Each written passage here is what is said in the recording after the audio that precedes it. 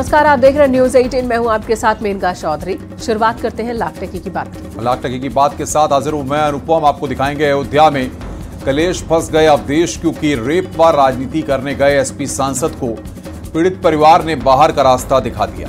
साथ ही आपको दिखाएंगे अपराध में जाति, ये कैसी राजनीति, क्योंकि अब अखिलेश के बाद राहुल गांधी ने भी मंगेश यादव के एनकाउंटर पर सवाल खड़े किए हैं। वहीं पर बात होगी एक और रेप कांड, एसपी में कितने बहादुर, क्योंकि अब मऊ के सपा नेता पर रेप का आरोप लगा है। साथ ही बात करेंगे बंटवारे की डिमांड बनेगा पश्चिम प्रदेश। आखिर उत्तर प्रदेश को बांटने की मांग किसने की, वो भी आपको दिखाएंगे।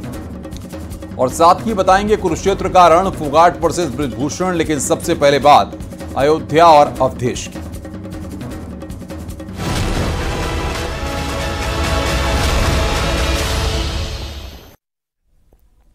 अयोध्या के सियासी चैप्टर में अब अवधेश प्रसाद का विरोध शुरू हो चुका है। समाजवादी पार्टी के सांसद से अब पीड़ित परिवार मिलना नहीं चाहता और ना ही सांसद से पीड़ित परिवार को इंसाफ की कोई उम्मीद है, क्योंकि जिस रेप की घटना ने पूरे परिवार को झकझोर दिया, उस घटना में अवधेश प्रसाद रात के अंधेरे में एक हफ्ते बाद सियासत करने पहुंच गए। ऐसा हम नहीं कह रहे, बल्कि पीड़ित परिवार की ओर से ही ये बात कही गई है। दरअसल समाजवादी पार्टी के सांसद अवधेश प्रसाद रेप कांड में पीड़ित से मिलने गए थे, लेकिन पीड़ित परिवार ने उनका विरोध कर दिया। साथ ही अवधेश प्रसाद की बात वहां मौजूद लोगों ने भी नहीं सुनी। विरोध बढ़ता देख अवधेश प्रसाद को लौटना पड़ा। पीड़ित परिवार से बिना मिले ही वो लौट गए। परिवार का कहना है कि 2 सितंबर को लड़की की रेप से घटना हुई, लेकिन सांसद महोदय 6 दिन बाद आए हैं, वो भी रात के अंधेरे में, इसलिए उनसे मुलाकात नहीं की। इसी पर दिखाते हैं आपको ये रिपोर्ट। पहले कहाँ रहे, अब आए हैं। हाँ। तो हम मिलबे नहीं जान। राम की नगरी अयोध्या लोकसभा चुनाव के वक्त भी सुर्खियों में थी। वही अयोध्या उपचुनाव से पहले भी सुर्खियों में है, क्योंकि जिस चुनाव में समाजवादी पार्टी का अवधेश दांव बीजेपी को तनाव दे गया, अब उसी दांव से समाजवादी पार्टी तनाव में है।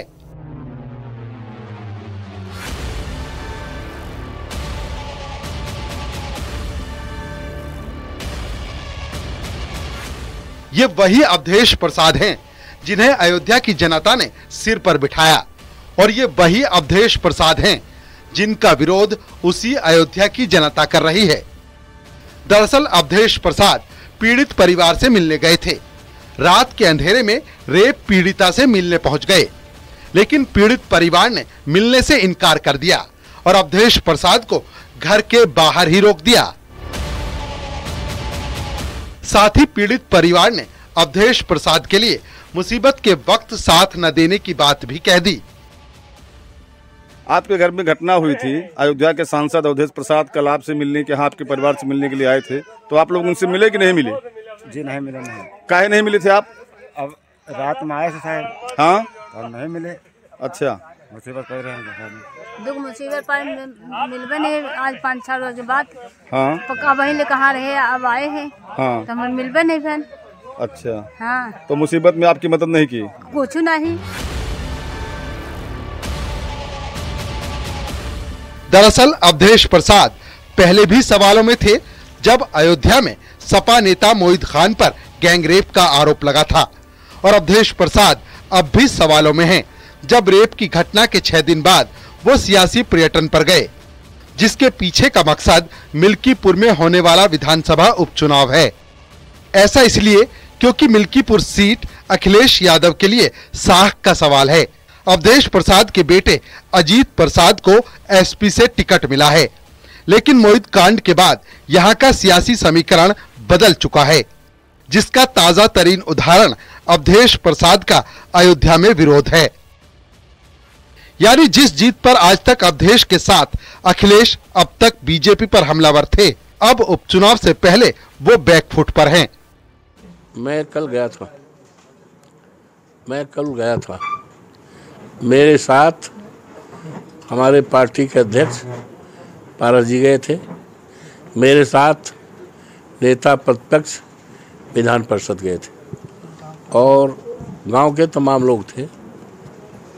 2 दर्जन से ज़्यादा लोग गांव के लोग थे, और पीड़िता परिवार से मिले, और हमने लोगों के सामने कहा कि इसकी पूरी मदद की जाएगी। अब इसके बारे में गांव के लोगों का कहना है कि देर रात को वो आने का प्रयास किए थे और उसके भीतर लोगों को ये कह रहे थे कि अब आगे धमकी नहीं दी जाएगी। तो इसका मतलब कि धमकी देने वाले उनके संरक्षण में हैं, उनके चट्टे बट्टे हैं और समाजवादी पार्टी ऐसे अपराधियों को प्रोत्साहन करने का काम करती है और उसको संरक्षण देने का काम उनके नेता करते हैं।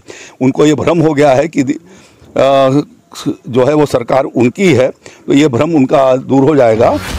अवधेश प्रसाद भले ही मोहित कांड के बाद लगे सियासी डेंट को भरने की कोशिश में हो, लेकिन अयोध्या में उनका विरोध समाजवादी पार्टी के लिए भी किसी सदमे से कम नहीं, क्योंकि जिस मिल्कीपुर में अवधेश और अखिलेश जीत का दम भर रहे हैं, वहां खुद मुख्यमंत्री योगी मोहित की क्राइम कुंडली के साथ मोर्चा संभाले हुए हैं।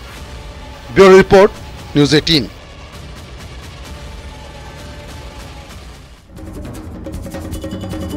सुल्तानपुर में करोड़ों की डकैती करने वाला अपराधी मिट्टी में मिल चुका है, लेकिन सियासत जाति पर हो रही है। पहले अखिलेश यादव ने मंगेश के एनकाउंटर पर सवाल उठाए, तो अब अखिलेश यादव को राहुल गांधी का भी साथ मिल गया है। अखिलेश यादव और राहुल गांधी ने मंगेश यादव के एनकाउंटर को फर्जी बताया। इस पर सीएम योगी ने पलटवार करते हुए कहा कि डकैत मारा गया तो समाजवादी पार्टी को बुरा लगने लगा। आखिर अपराधी से विपक्ष का क्या रिश्ता है? जब अखिलेश यादव ने कहा कि जाति देखकर गोली मारी जा रही है, इस पर सीएम योगी ने कहा कि अपराधियों में जाति क्यों देख रहे हो, इसे तो कम से कम जात पात से दूर रखो। वहीं जब राहुल गांधी और अखिलेश यादव ने यूपी में कानून व्यवस्था पर सवाल खड़े किए, तो सीएम योगी ने कहा कि समाजवादी पार्टी में जितना बड़ा गुंडा, उसका पार्टी में उतना बड़ा ओहदा। यानी सीएम योगी ने अपराधियों के लिए जाति की राजनीति करने वालों को करारा जवाब दिया, और इसी पर दिखाते हैं आपको ये रिपोर्ट।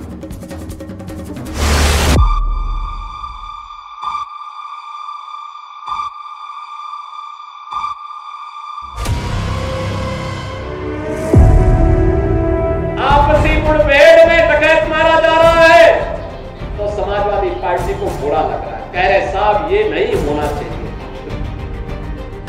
जिस अपराधी मंगेश यादव को यूपी पुलिस ने एनकाउंटर में ढेर कर दिया, जिस करोड़ों की डकैती का 7 दिन के अंदर भांडाफोड़ कर दिया, अब उस अपराध में भी विपक्ष को जाति के नाम वोट बैंक दिख रहा है।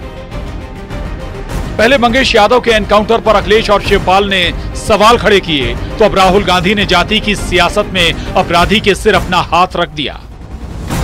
उन्होंने लिखा, बीजेपी शासित राज्यों में कानून और संविधान की धज्जियां उड़ाई जा रही। सुल्तानपुर में हुए मंगेश यादव के एनकाउंटर ने एक बार फिर साबित कर दिया है कि बीजेपी रूल ऑफ लॉ पर विश्वास ही नहीं करती। मंगेश के परिवार के आंसू पूरे देश से सवाल पूछ रहे हैं। कौन जिएगा और कौन नहीं, इसका फैसला अदालत करेगी या पुलिस। केंद्र सरकार की चुप्पी इस ठोको नीति पर उनकी स्पष्ट सहमति है। राहुल गांधी ने न सिर्फ डकैत मंगेश यादव के एनकाउंटर पर सवाल खड़े किए, बल्कि उन्होंने अपराधी के अधिकार की भी वकालत कर दी, जिसके खिलाफ खुद सीएम योगी ने मोर्चा संभाला और डकैत मंगेश के नाम जाति की सियासत करने वालों को आईना दिखा दिया। जो डकैत पुलिस मुठभेड़ में मारा गया, जो मारा गया, अगर वह डकैत जैसे हथियारों का प्रदर्शन करते हुए डकैती डाल रहा है, वहां ग्राहक भी बैठे हैं, ग्राहकों को खड़ा करके एक तरफ करके अगर गोली मार देता तो क्या उनकी जान को ये समाजवादी पार्टी वापस कर पाती क्या? कर पाती क्या? और वो किसी भी जाति के हो सकते थे। ग्राहक वो यादव भी हो सकता था, दलित भी हो सकता था। जब उनके किसी एक माफिया शागिर्द को, किसी डकैत को जो पुलिस मुठभेड़ में मारा जाता है, जब मारा जाता है तो इनकी दुखती हुई नस पर जैसे पुलिस ने उंगली रख दी हो, तब ये चिल्लाने लगते हैं। और फिर मुठभेड़ में, आपसी मुठभेड़ में डकैत मारा जा रहा है तो समाजवादी पार्टी को बुरा लग रहा है, कह रहे साहब ये नहीं होना चाहिए था। उत्तर प्रदेश में एनकाउंटर पर तनाव है, क्योंकि आने वाले दिनों में 10 सीटों पर उपचुनाव है। ऐसे में एक तरफ अपराध में जाति की राजनीति हो रही है, तो दूसरी तरफ एनकाउंटर पर सवाल उठाने वालों को घेरा जा रहा है, क्योंकि यूपी सरकार में अब तक जो भी एनकाउंटर हुए उसमें सिर्फ अपराधी मारा गया, जिसका ना जाति है ना धर्म, सिर्फ उसके आपराधिक कर्म ही ने उसे अंजाम तक पहुंचाया। Bureau report, news 18।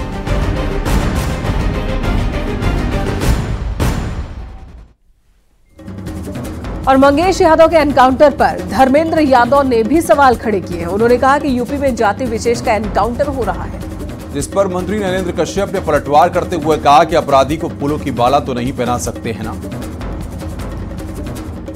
बद से बदतर हालत कर दी है क्राइम की। फर्जी इनकाउंटर करके अपनी पीठ ठोक रहे हैं, जबकि एक जाति विशेष के लोग इनकाउंटर कर रहे हैं और अन्य जातियों का कर रहे हैं। और मैं समझता हूं पूरी तरह से लोग आजिज आ चुके हैं सरकार से और इंतजार कर रहे हैं चुनाव का। चुनाव आते ही योगी सरकार की विदाई तय है। अखिलेश यादव जी मेरे ख्याल से किसी भी घटना को जाति रंग देने की कोशिश करते हैं। प्रदेश में जब से माननीय मुख्यमंत्री योगी जी ने सत्ता संभाली है, लगातार अपराधियों में कानून की दहशत हुई है, जनता को कानून का राज मिला है। हाँ, अब कोई गुंडा, कोई बदमाश, कोई मवाली जनता पे हमला करेगा, किसी अधिकारी पे हमला करेगा, आम जन को मारने की कोशिश करेगा, तो सरकार उसको फूल थोड़ा ही पहनाएगी। अयोध्या कन्नौज के बाद मऊ में भी समाजवादी पार्टी के नेता पर रेप का मुकदमा दर्ज हुआ है। बताया जा रहा है कि आरोपी वीरेंद्र बहादुर का अखिलेश यादव से अच्छे ताल्लुकात हैं। रेप का आरोपी वीरेंद्र बहादुर समाजवादी पार्टी के पूर्व विधायक दयाराम पाल का बेटा है। अब इस घटना के बाद बीजेपी आक्रामक मोड में है।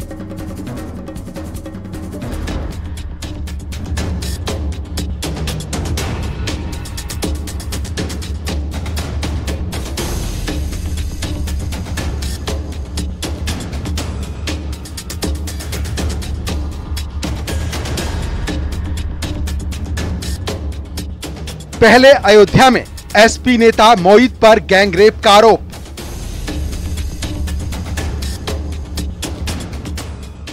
फिर कन्नौज में पूर्व एसपी नेता नवाब यादव पर रेप का आरोप,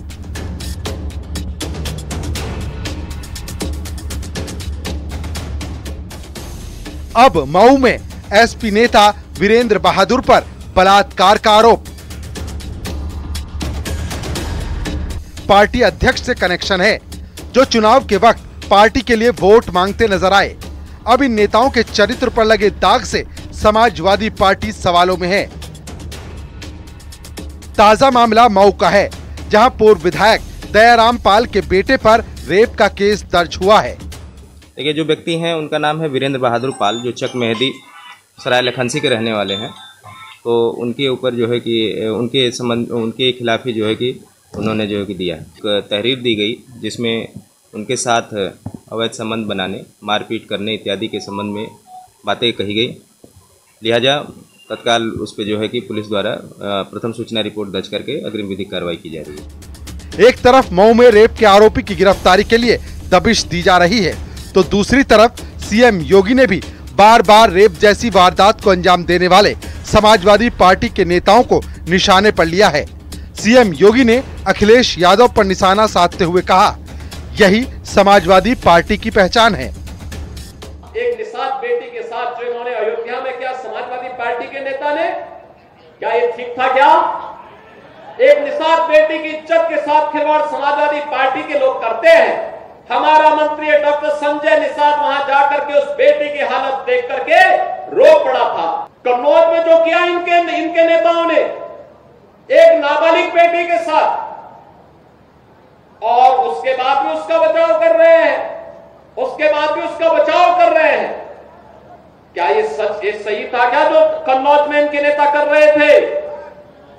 क्या ये सच सही था क्या?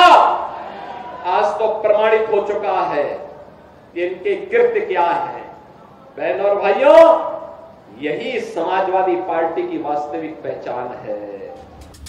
हालांकि एक और रेप के आरोप में सपा नेता का नाम पार्टी पर सवाल खड़े कर रहा है। बीजेपी ने पूछा, अपराधियों की तरफदारी क्यों हो रही? अखिलेश अपराधियों के समर्थन में क्यों हैं? क्या अपराधियों का मनोबल बढ़ा रही सपा खुलेआम अपराधियों को बचाया क्यों जा रहा है? ये सवाल अब समाजवादी पार्टी और उनके सहयोगी दलों से भी पूछे जा रहे हैं। जब से अखिलेश यादव समाजवादी पार्टी और उनका इकोसिस्टम बलात्कारियों, लुटेरों और अपराधियों के पक्ष में खुलेआम खड़ा हुआ है, तब से समाजवादी पार्टी के जो अपराधी बिलों में घुस गए थे, उनका मन बढ़ा हुआ है और वो इस तरह की घटनाओं में निरंतर लिप्त रह रहे हैं। एफआईआर दर्ज हो रहा है, गिरफ्तारी भी हो रही है। अखिलेश यादव से मेरा सवाल है, क्या इस मामले में भी डीएनए टेस्ट और पोलोग्राफी टेस्ट की बात करेंगे? यानी पहले अयोध्या कांड में विपक्ष ने डीएनए टेस्ट की मांग की, फिर कन्नौज रेप केस में आरोपी नवाब यादव को बेकसूर बताने की साजिश हुई, तो अब मऊ में पूर्व विधायक के बेटे और सपा नेता वीरेंद्र बहादुर पर चुप्पी समाजवादी पार्टी पर कई सवाल खड़े कर रही है। Bureau report, news 18। और इस बीच बड़ी खबर आ रही है, एक बार फिर यूपी में बंटवारे की मांग उठने लगी है। उत्तर प्रदेश से अलग पश्चिमी प्रदेश की मांग शुरू हो चुकी है। पूर्व मंत्री संजीव बालियान ने यूपी के बंटवारे की मांग उठाई है। उन्होंने कहा कि उत्तर प्रदेश के विकास के लिए बंटवारा जरूरी है। हमारी मांग है कि अलग पश्चिमी उत्तर प्रदेश बने, क्योंकि आने वाली पीढ़ी के लिए जरूरी है। तो यूपी के विकास के लिए जरूरी है पश्चिमी उत्तर प्रदेश। उत्तर प्रदेश में फिर अलग प्रदेश की मांग यहां पर उठी है। बंटवारे की डिमांड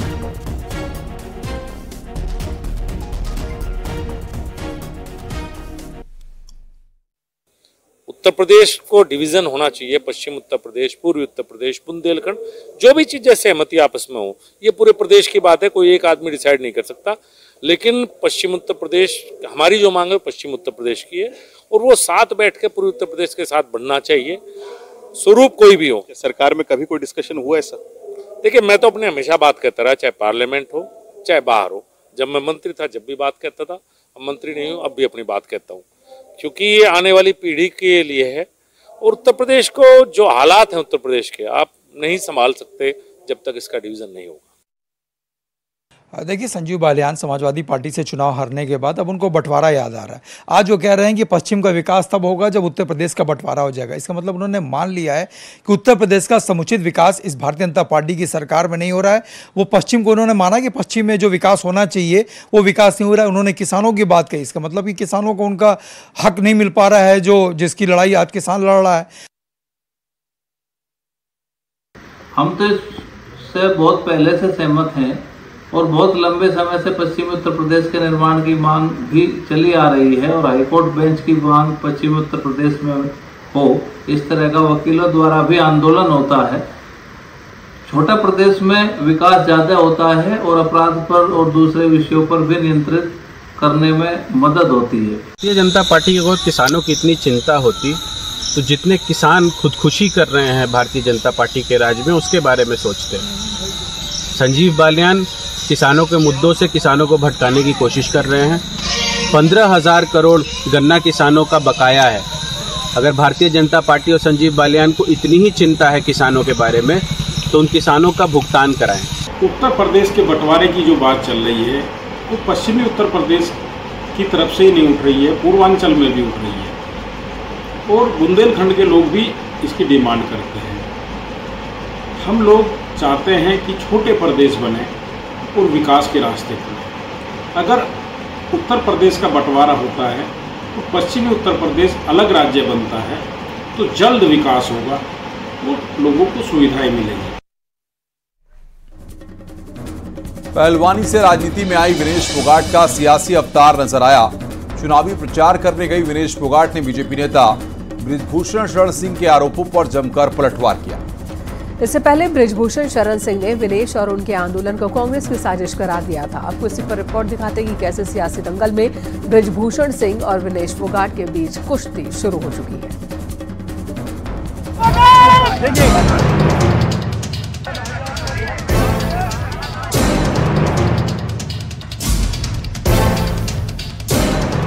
विनेश फोगाट और बृजभूषण शरण सिंह में जुबानी जंग। बीजेपी के लोग ही बिठाने वाले हैं। हमें सबसे पहले जब हम गए थे उन्होंने परमिशन लिया था जंतर मंतर पे। पहलवानी से राजनीति में आई विनेश फोगाट का दिखा सियासी अवतार। बृजभूषण शरण सिंह के आरोपों पर विनेश फोगाट का बड़ा पलटवार। भारतीय कुश्ती संघ के पूर्व अध्यक्ष बीजेपी नेता बृजभूषण शरण सिंह और पहलवानी से राजनीति में आई विनेश पहलवान के बीच तलवारें खिंची हैं। बृजभूषण शरण सिंह के आरोपों पर कांग्रेस नेता विनेश फोगाट ने तीखा प्रहार किया। विनेश के मुताबिक उन्हें जंतर मंतर पर बिठाने वाले बीजेपी ही थी। बृजभूषण शरण सिंह पर हमला बोलते हुए विनेश ने कहा कि बृजभूषण सिंह कोई देश नहीं है, मेरा देश मेरे साथ खड़ा है। उधर विनेश के साथ कांग्रेस में शामिल हुए बजरंग पूनिया ने भी बृजभूषण शरण सिंह पर हमला बोला। वो बात बाद में बताऊंगी मैं, किसने बिठाया किसने नहीं बिठाया। बीजेपी के लोग ही बिठाने वाले हैं। मैं सबसे पहले जब हम गए थे उन्होंने परमिशन लिया था जंतर मंतर पे। सर बृजभूषण देश नहीं है, मेरा देश मेरे साथ खड़ा है, मेरे अपने मेरे साथ में है, वो मेरे लिए मैटर करते हैं। बृजभूषण कभी एग्जिस्ट नहीं करता।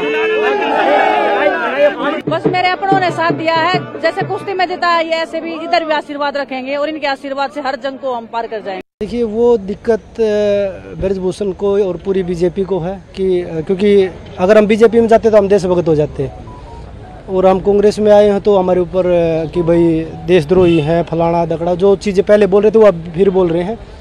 लेकिन हमारे नेता राहुल जी जो वो अभी प्रयास कर रहे हैं, संघर्ष कर रहे हैं, हम उस संघर्ष में उनके साथ खड़े हैं क्योंकि वो किसान की, जवान की, खिलाड़ियों की, हर वर्ग की आवाज़ उठा रहे हैं।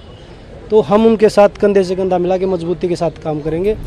इससे पहले बीजेपी नेता बृजभूषण शरण सिंह ने विनेश के कांग्रेस ज्वाइन करने पर जोरदार हमला बोला था। बृजभूषण शरण सिंह ने दावा किया कि विनेश फोगाट का कांग्रेस में शामिल होना उनके खिलाफ एक बड़ी राजनीतिक साजिश को दर्शाता है, जिसमें कांग्रेस के कई नेता शामिल थे। वहीं उन्होंने जंतर मंतर पर उनके खिलाफ हुए प्रदर्शन को भी कांग्रेस की साजिश करार दिया। जंतर मंतर पर दिखाई पड़ा, अब हम बार बार नाम लें, उसमें तो सब शामिल थे ना, लेकिन उसको लीड कौन कर रहा था? लीड तो भूपेंद्र हुड्डा कर रहे थे, दीपेंद्र हुड्डा कर रहे थे, प्रियंका जी आई थी। अब प्रियंका से बड़ा नाम तो और है नहीं कोई देश में, मतलब कांग्रेस का एक बड़ा नाम है। और आज जो घटनाक्रम, जो सीक्वेंस मिल रहे हैं वो कांग्रेस के खिलाफ जा रहे हैं। कि महिलाओं का प्रदर्शन नहीं था। फर्स्ट डे ऐसा लगा था कि ये खिलाड़ियों का प्रदर्शन है, लेकिन फर्स्ट डे के बाद जब आप ही लोगों ने उनसे सबूत मांगना शुरू किया तो धीरे धीरे उनके साथ से लोग हट गए। अवंत में एक फैमिली, एक अखाड़ा, जीजा साली और एक अखाड़ा, जिसके सर्वे सर्वा भूपेंद्र हुड्डा है और बाकी खिलाड़ी या बाकी लोग उनके साथ नहीं है। हालांकि बृजभूषण सिंह के बयानों पर कांग्रेस भी उनकी आलोचना कर चुकी है। कांग्रेस के मुताबिक जिसके साथ अन्याय होता है वो उसके साथ खड़ी होती है। उधर हरियाणा विधानसभा चुनाव में जुलाना सीट से कांग्रेस उम्मीदवार विनेश फोगाट पूरे दमखम के साथ मैदान में है, लेकिन इस सीट पर कांग्रेस को आखिरी बार जीत 2005 में मिली थी।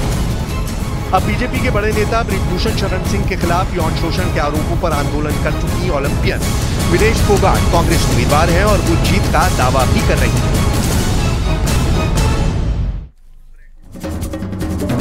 और इसी के साथ यहाँ रुकेंगे एक छोटे से ब्रेक के लिए। खबरों का सिलसिला लगातार जारी।